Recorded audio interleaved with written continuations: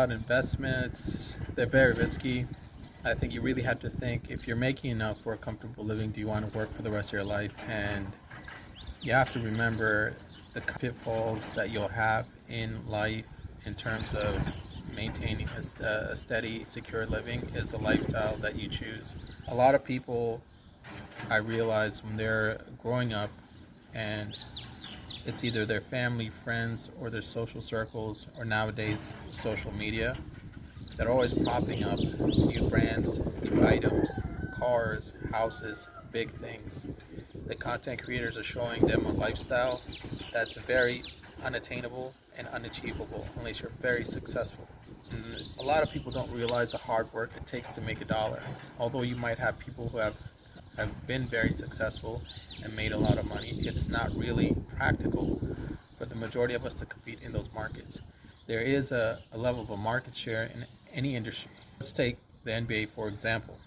NBA has realized that they can create many stars.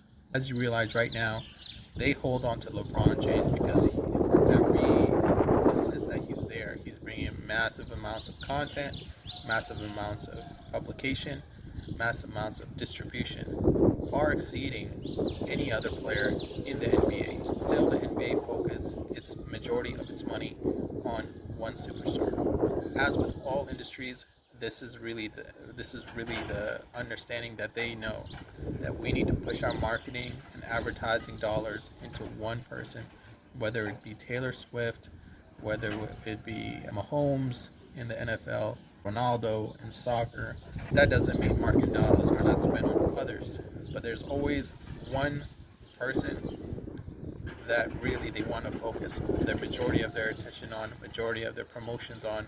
And I think the NBA, if you look at its marketing structure, understands that. At the same time, the music industry, the American music industry, it also functions in this manner. It really pushes certain people, and other people will not get airplay. So we can say that this person was highly successful, therefore their music is the best, or their skills are the best, or they're the best player. That could also be true, and it also could not be true. It could be that sometimes the most successful person or the most popular music, it's the one that's distributed to the people. It's the ones that the masses can absorb. So my point being is success isn't really assured at the high levels. If you work hard, you have opportunity, you can live a comfortable living, depending on what you think comfortable is. Your car, the car that you choose will have insurance. It'll have a high price tag. It could have a loan attached to it. The parts and the materials and the repair and the labor on it could be double, triple, or quadruple what it would be for a different car. The car you buy can make a big difference. The house you buy, the size of the house, it's going to affect your monthly bills, your tax bills, the location you're at, right? And you're saying, I want to live in a certain location, I want to have certain amenities, I want to be able to function a certain way in my life and be able to provide for me and my family at a certain level. And that comes with a certain cost.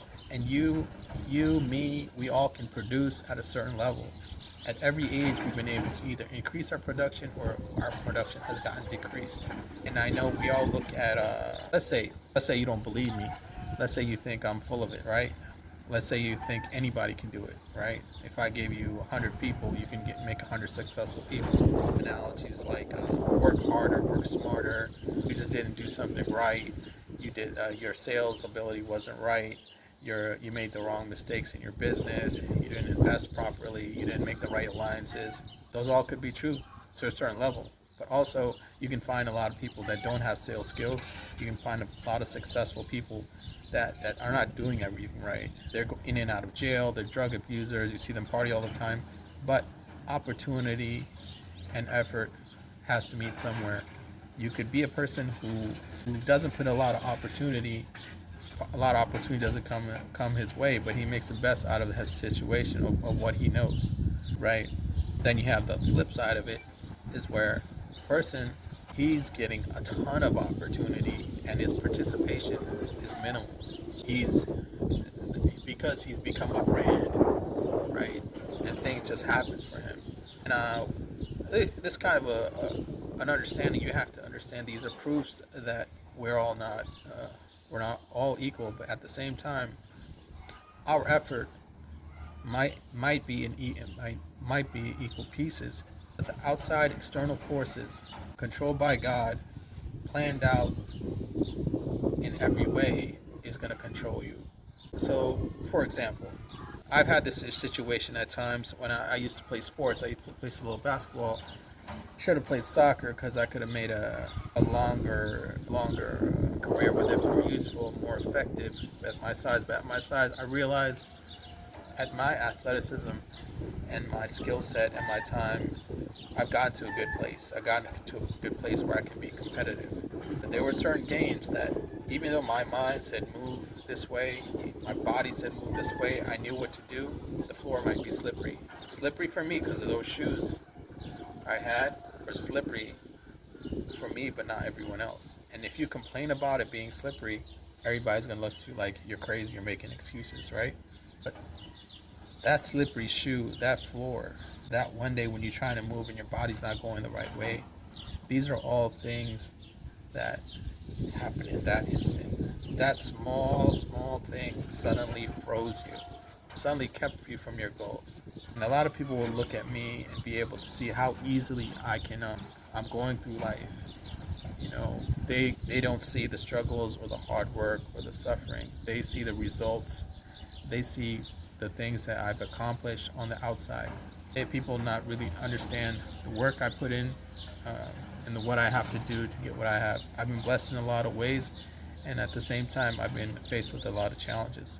If you think about it, there's certain blessings that you have in this world. It might be your height, it might be your looks, it might be your athleticism, it might be your brain, it might be your family, it might be your friends, it might be your personality.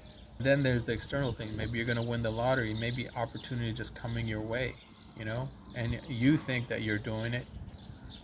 And are you?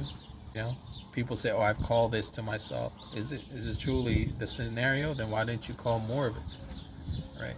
This is the things you got to think of. Like, as you start off in this process, you have to kind of know where is your luck in the world, your situation, how it might happen. So, for example, I know that if I start a project, things are going to go wrong. For me, any big project I've attempted, any kind of investment, business, even a job, I've had to overcome a lot of difficulties. Either it was negative management, my coworkers trying to get rid of me, it was things breaking in the house, finance problems. You're gonna face adversity, and you might or might not have the ability to overcome it. But the only thing that you can do is try to prepare. Preparation is important because you can say if you don't put too much on your plate, something happens. You have space on that plate for something else. You have that space on that plate to deal with that next thing, right? And the other thing you have to think about also is if you have money, you have some resources, you want to hold them to the side before you start a big project. Because when that project starts, it's going to get eaten. Once you kind of stack your projects up, you have about 10 things going for you, I think, at least 5. Then you can kind of maybe breathe. But you have to remember, when you're growing, you can easily get dealt. So let's say you took a lot of effort to build up something. You built up your empire, right, of 100 units. Doesn't mean you're safe. We've seen Walgreens go down. We've seen Rite Aid go down. We've seen the car companies go down, right? The world that we live in is a very inflated world. The money that we live in is a very inflated commodity. Anything that you have can the next day be worthless. And if everybody runs to the bank or everybody is in a selling spree, right, the economy will collapse. I think there is a fear always, especially in these times where we're having a high inflation economy. We have to start thinking about taking on projects.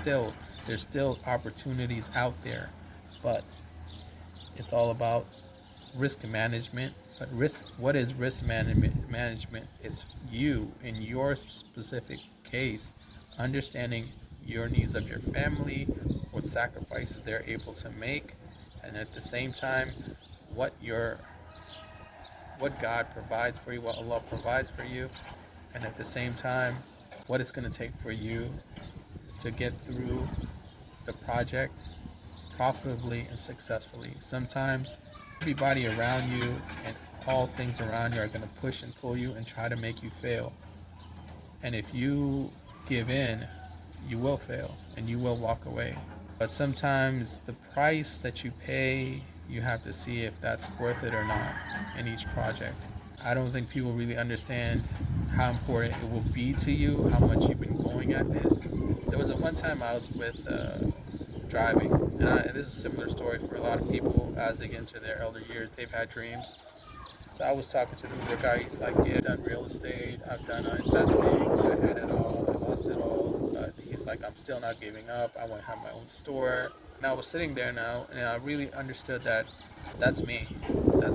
That's kind of like where I am at. I've had successes, but not the successes I hope to have. I had a lot of failures. A lot of things didn't go my way, but we can all be there. So you kind of reflect, like, should I in the immediate present be focusing on what's mine and not fight this huge mountain to try and accomplish it, or should I attack this mountain at an even higher clip?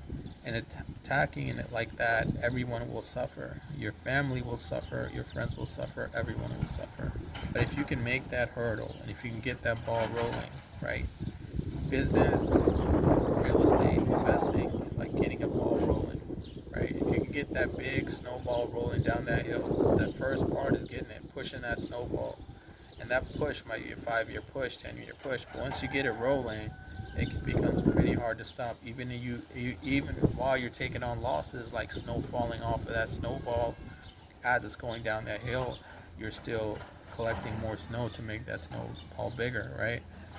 But the hardest part is the beginning, getting it churning, getting it moving, and it takes a lot of vision, a lot of sacrifice, and a lot of foresight, right? And no one is going to understand how it's important to you. They'll understand what's important to them, but they won't understand what's important to you. So you have to kind of focus on your mission and be ready for obstacles. If opportunity doesn't knock at your door every day, then you're like me. You got to be ready for the grind. You got to be ready for the hard work, and you got to be ready to solve problems.